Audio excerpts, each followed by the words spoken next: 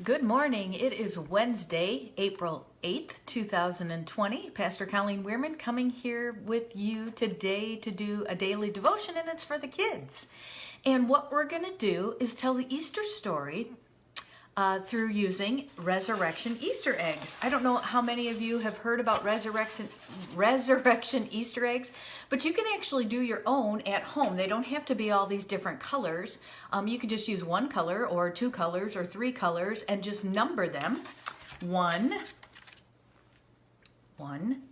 through 12.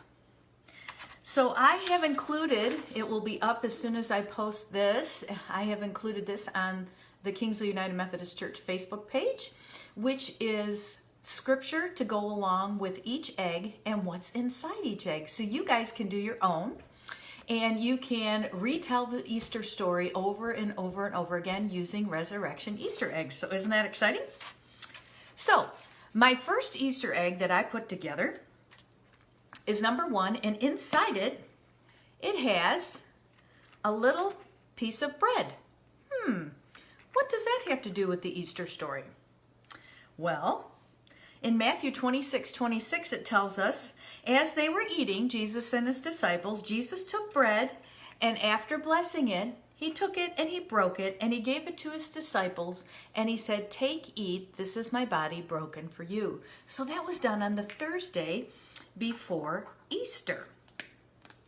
And then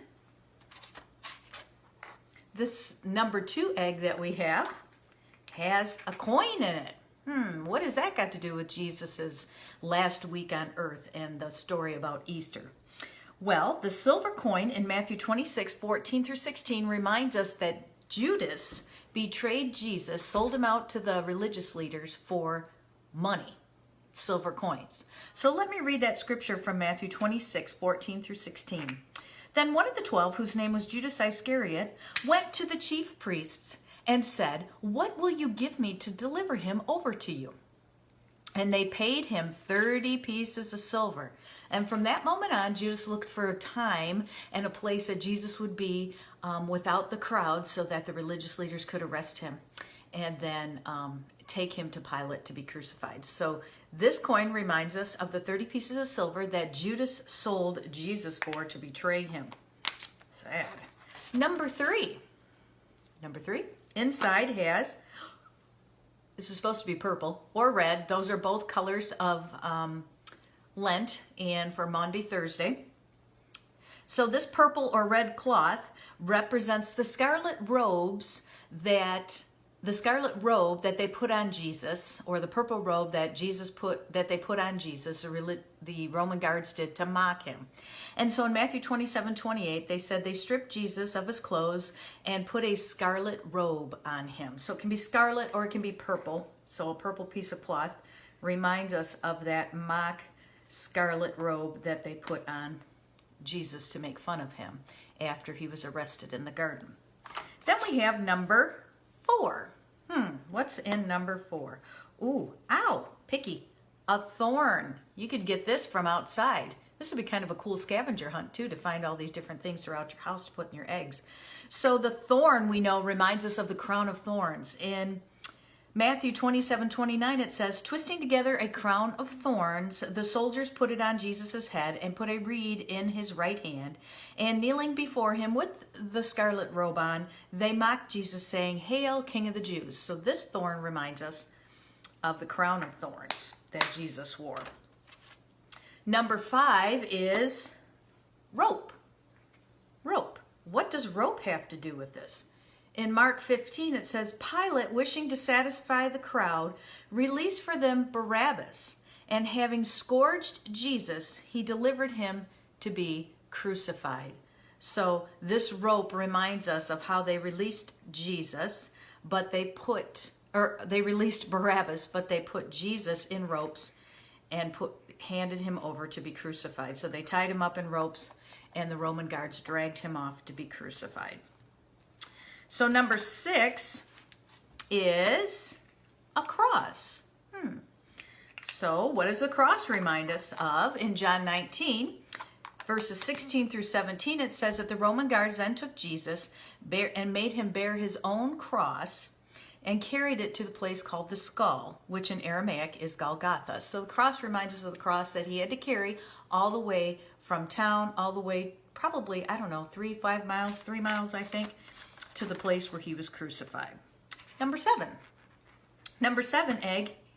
Oh, we know what this is. This is a nail.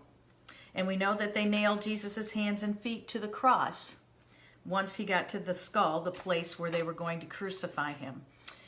In John 19:18, it says, there they crucified him with 2 others, one on his left and one on his right. And we know that Jesus was in between them.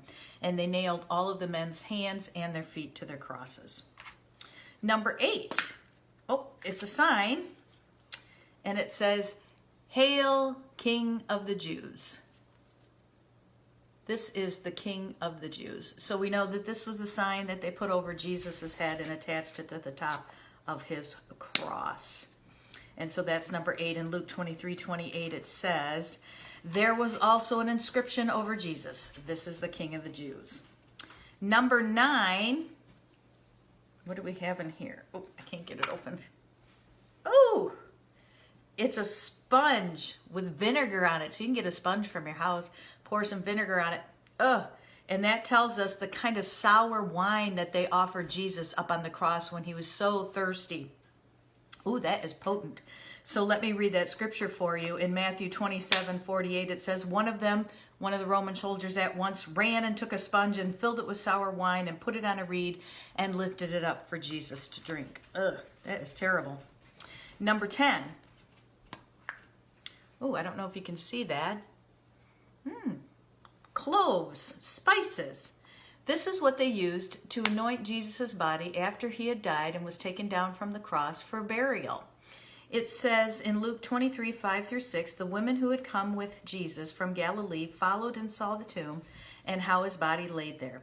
Then they returned and prepared spices and ointments, and they rubbed them all over the body of Jesus.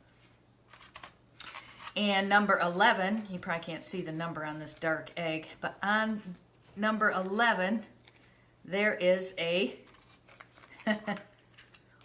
stone.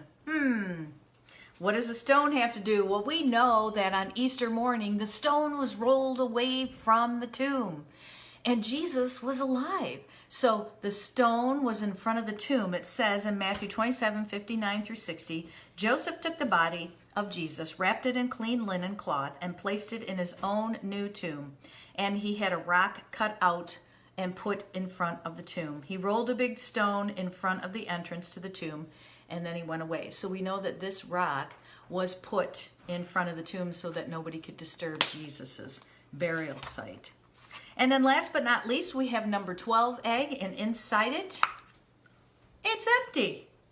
Because in Matthew 28:55-56, it says, but an angel said to the woman, do not be afraid, for I know that you seek Jesus who was crucified.